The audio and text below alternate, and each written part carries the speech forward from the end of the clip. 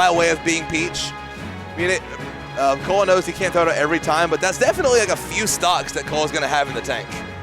It's just like that, crazy forward smash burst option. Well, we're going to see if it goes the same way as set number 1 in Winners Finals. We do remember those forward smash callouts for sure. Will we see more of them? Will we see Machine Gun Mute? We will see KK Slider at the very least, though, so sit back, buckle up, and enjoy the show. Here we go.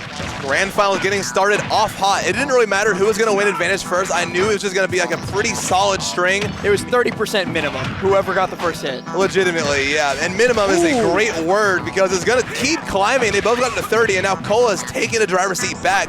MuteAce at 71%. I love these platform drop up airs from Kola. So well placed to get these juggles continuously on MuteAce. More and more damage is never a bad thing in this matchup, in any matchup, really. Definitely. Except maybe against, like, Lucario. Right, yeah, no, you don't want to do that to that guy. But also, that's so niche. It's just like, okay, they're one guy you don't see very often. I just can't do that. Oh. MuteAce off stage early here. Wow. And remember how Kola ended set 1. That drop zone fair is a huge threat to take stocks both early and late.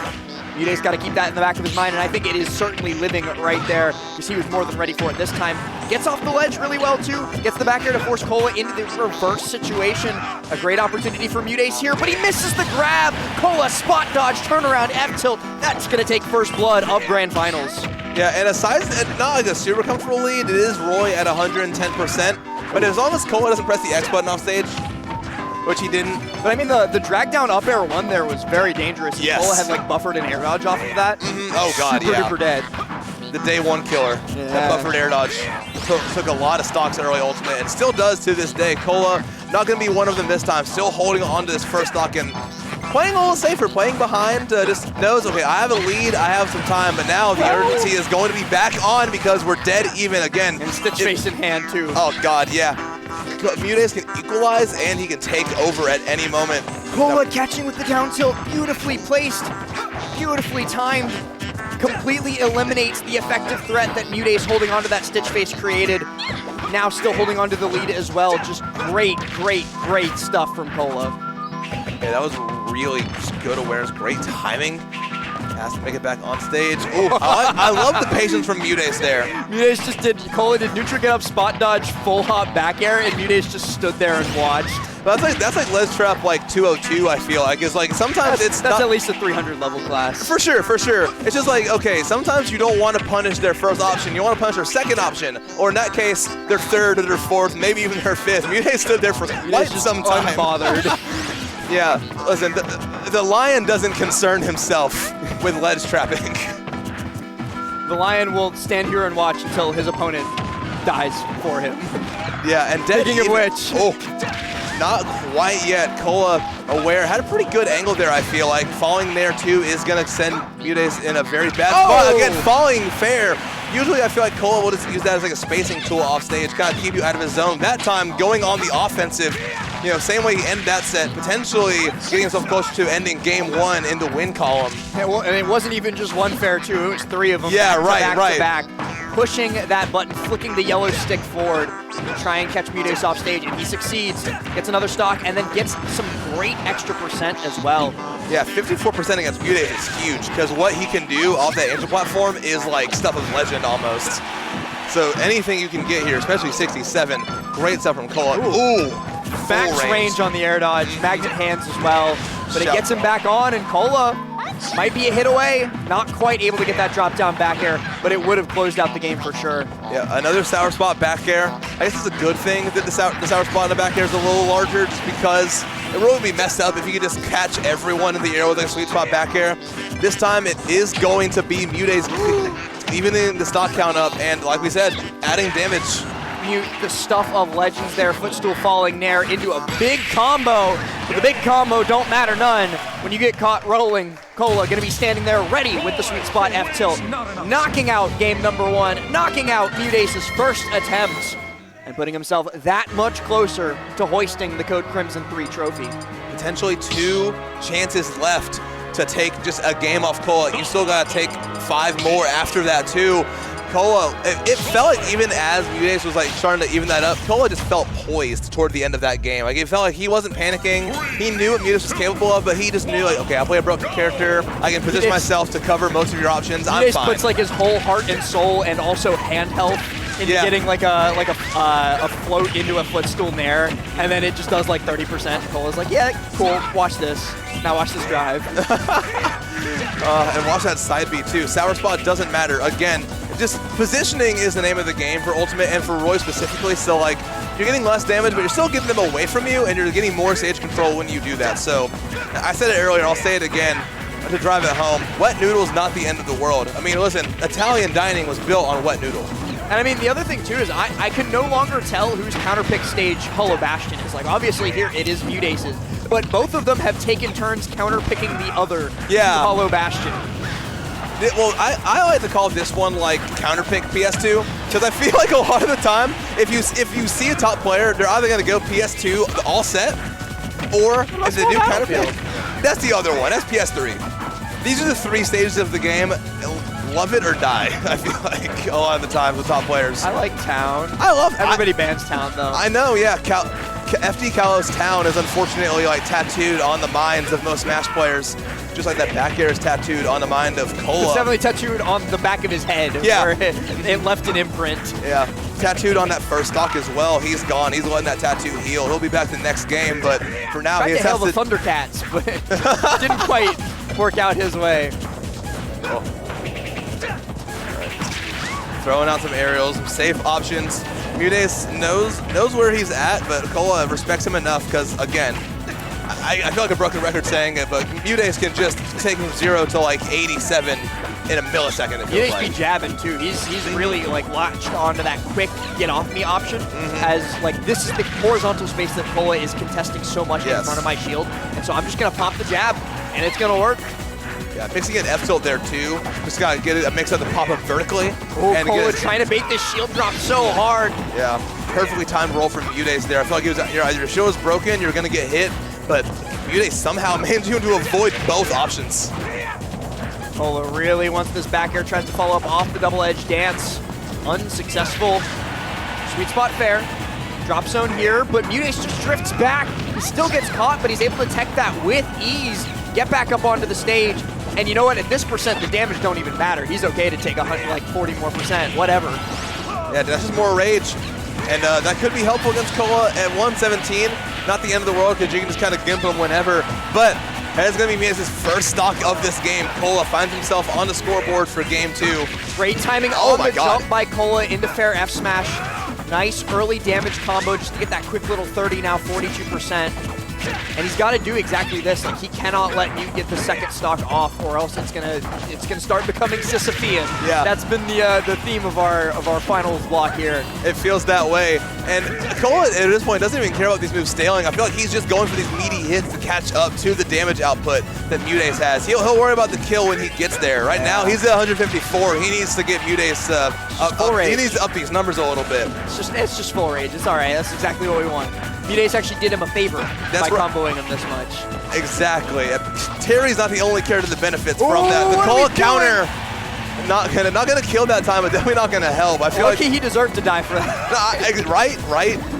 I mean, listen, sometimes it works. I haven't seen it work, but sometimes I just have to trust the process. There's a reason he keeps doing it, so. I mean, that's the first time he's done that I can think of. Today, yeah. But you know what? He gets back up on the stage, he uses that turnip to take control of center, and then he pressures MuteAce into making that defensive mistake so he can get the F tilt.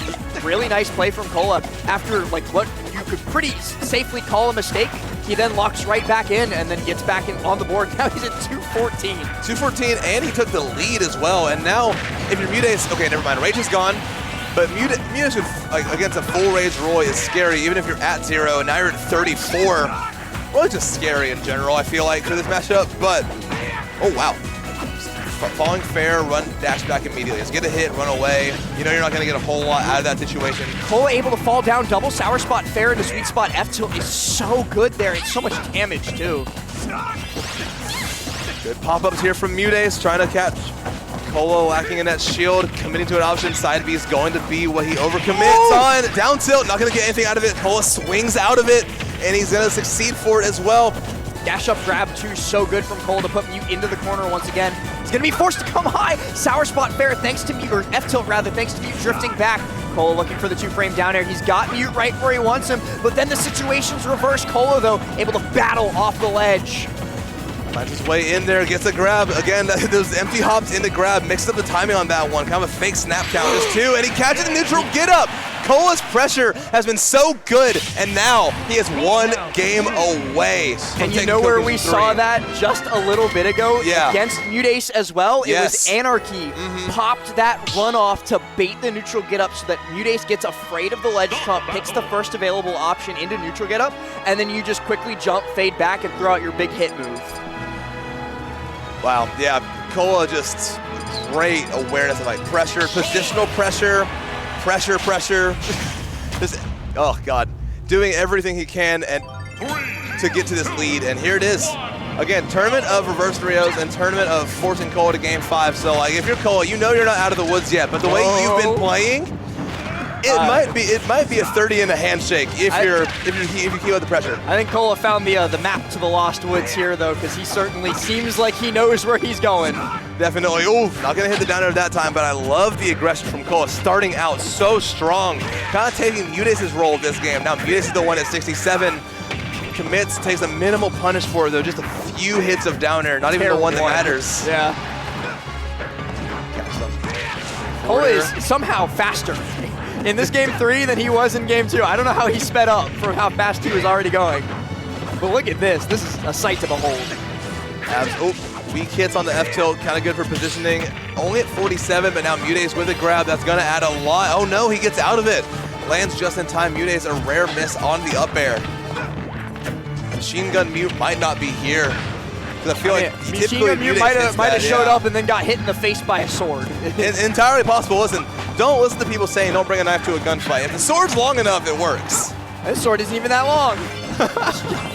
It's long. It's just weak at the tip. No, it's and MuteAce using the tools at his disposal quite well. He's able to get the forward air there, close out the first stock from Kola. Despite the strong start that Kola had in this game, it's still Mute that gets first stock. Which, honestly, to this point, doesn't matter a whole lot, I feel. That strong start is just kind of like you know, who is going to feel comfortable for a little bit, because we've seen this game go even pretty much the last 4 games, not of just that, but counting that last winner's final set as well. Yeah, the counter almost worked that time. Imagine that, look at that. He's gonna keep trying it. He's done it twice. It's rule of threes. If it fails the 3rd time, then it's like, okay, I'll Chekhov's gun. Yeah, exactly. And a ledge. Gonna get hit by the turnip, but it's a weak turnip, so not the end of the world. Just get back to stage.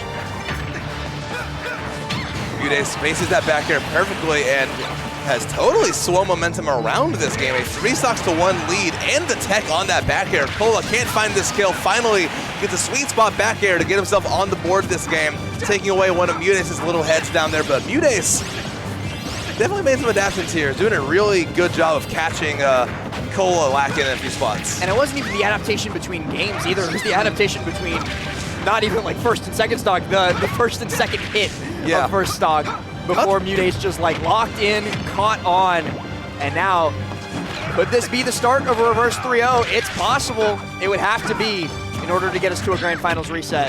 Yeah, it's for Kola right now. It's like reverse 3 stock or potential reverse 3-0. You still have a few games to work with. There might be a couple possibilities in between. Hey, let's. We might not even get there because that's another stock, and Kola's only 86, and we've seen him live much longer. If he's able to get a few clean hits on MuteAce, this could be the tournament.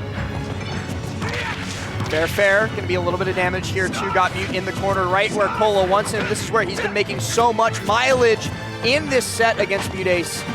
On that right-hand corner, he's so good at these ledge traps, he's so good at this pressure, and all these sour spots, they still lead into the sweetest of spots. Kola able to get all the way up to 74. This is Mute's big opportunity to close out this game. He's got the turnip. The air dodge from Kola is flawless to get onto the ledge. Now he's got to battle back once he's controlled center stage, but he gets caught by the rising hit of Parasol, and so we're going to reset just to neutral, but it's the double edge dance, and it's the sweet spot at that. Kola with a 3-0, with a reverse 3 stock, is your Code Crimson 3 champion. Played that beautifully at the very end. just positioned himself in the right spot to get that punish. And we saw that happen a lot of stocks between those two sets as well. It was like MuteAce would hit his shield and Kola just, it was like the one time MuteAce would throw out an unsafe option on shield and Kola was ready for it. Sometimes with F smash, sometimes with F tilt, that time double edge dance. Oh, hang on, we got to go back. We got to show reppin' the Rebellion. Kola, one of Shopify's finest, one of their best players. Strong warrior. You know, like all the Melee crew light as well, but he's the one lifting this trophy. Fantastic job by him. Fantastic job by MuteAce to get all the way up to the grand finals, beat some tough customers in the process. But it's Kola that stands at the pinnacle. Yeah, and hey, that's feel good for a lot of people. Fan favorite taking an event, that has to feel good, especially no one more than Kola. You saw him stand up, just taking in the moment. Not a violent pop-off this time, but just a good His pop-off in winners was way God, more. dude, yeah, I thought the stage was going to cave in. He was stomping the hell out of it. It was so, I love when Kola wins, solely because of the pop-off. Can we do an interview? Interview time? Yep. Can I take it? Sure, go for it, boss. Cool. Right. Guys, I'm stepping off. Orion, close y'all out. Honestly, dude. Great work. Wonderful. Thank you so much. Kola, come here. We're getting Kola. You're getting Dono. No, not the champ. Dono walling you. Come here, bro. Here we go.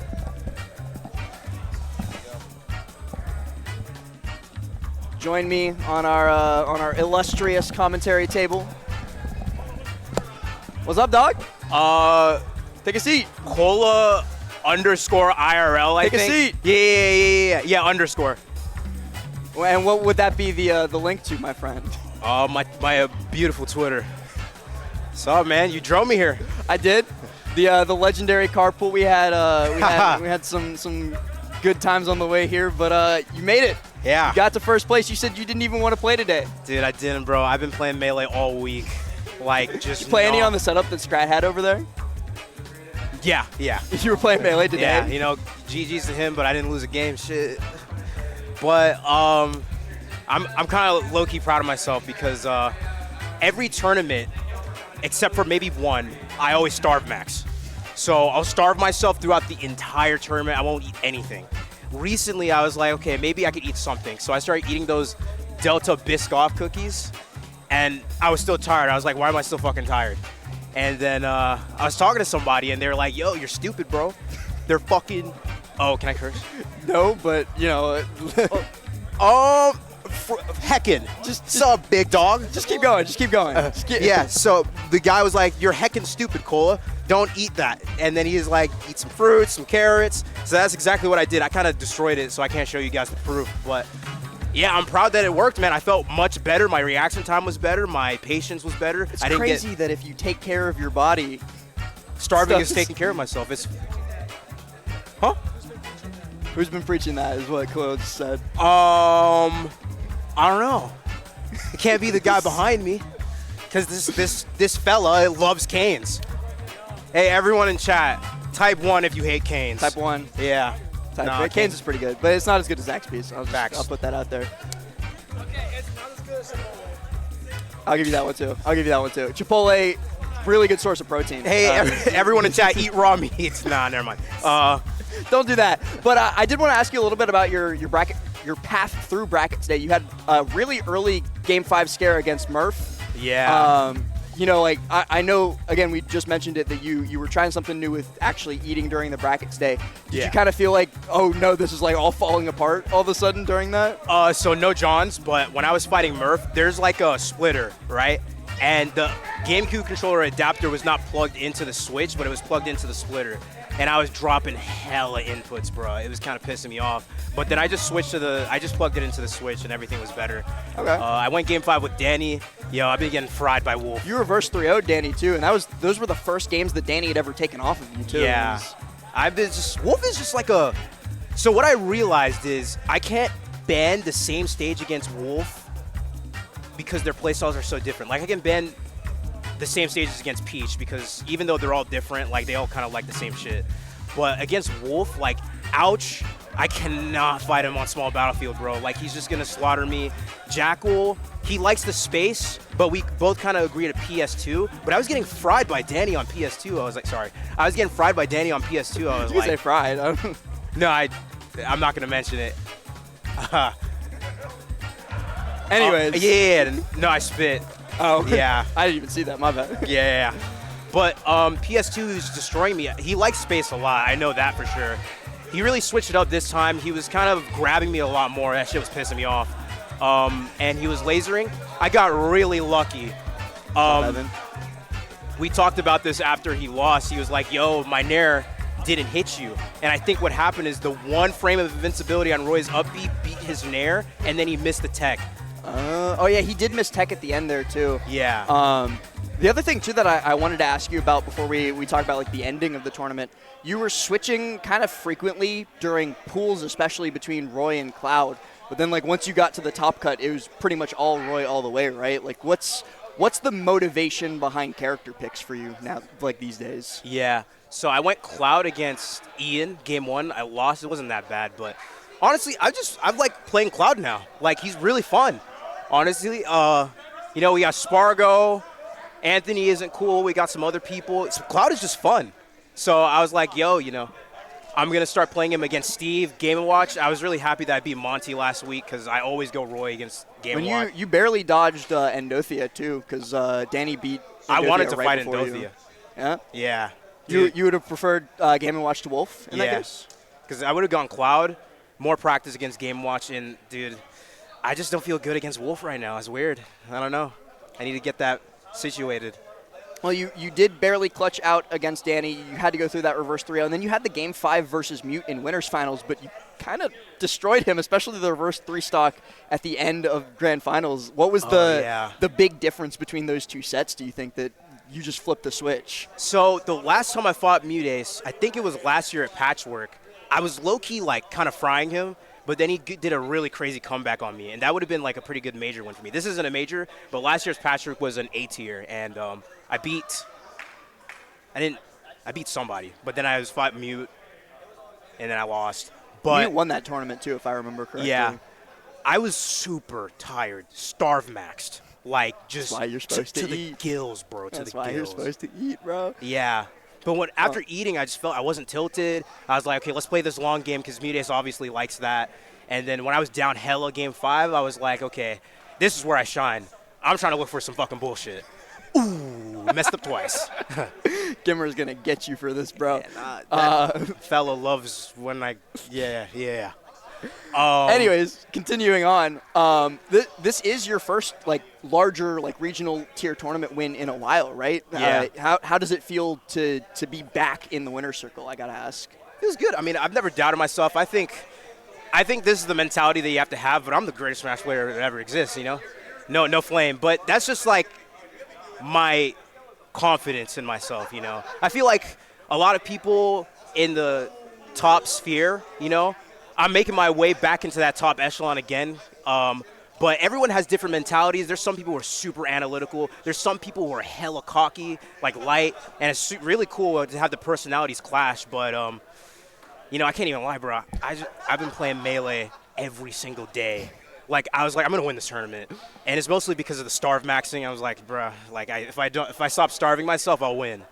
And then I won. I mean, it worked. It worked out. And I got to ask, do you think that it's like a conscious choice for you and some others to like go for that, like, yeah, I'm the best, like that ego type of not persona, but like personality that you put out? But, yeah. I'll wrap up on the next one. But yeah, do you think that that's like a conscious choice for you, or is that just how you are?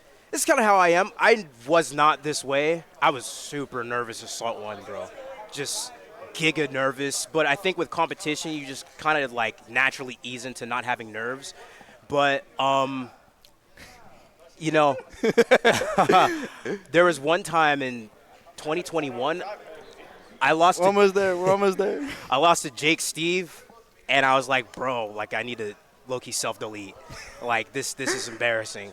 But I decided, and I still get sad and mad when I lose, but I'm like, listen, man, you got to pick yourself back up and start farming these kids, bro. You can't let them embarrass you, bro. Well, you definitely did farm everybody here, winning through winners. You didn't drop a single set. You had a couple close scares, but congratulations again to our code Crimson3 champ.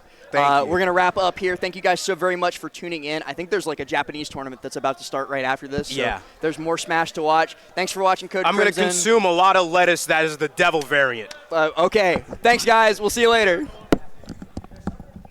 What's up, Evan? Before I play 6 minutes of ads to appease Gimmer and Apostle, I want to say thank you to VGBootCamp for allowing me to play on your Twitch account again. It's very fun. I'm glad I can be comforting to you. Give me feedback. Yeah, I love feedback. iPhone roaming cam. You know, we're at that like middle evolution production right now. You know, we're gonna get there. Check out BBL. Check out Bud Buds. Check out Budwar. All right, bye y'all. Jasmine, press 7.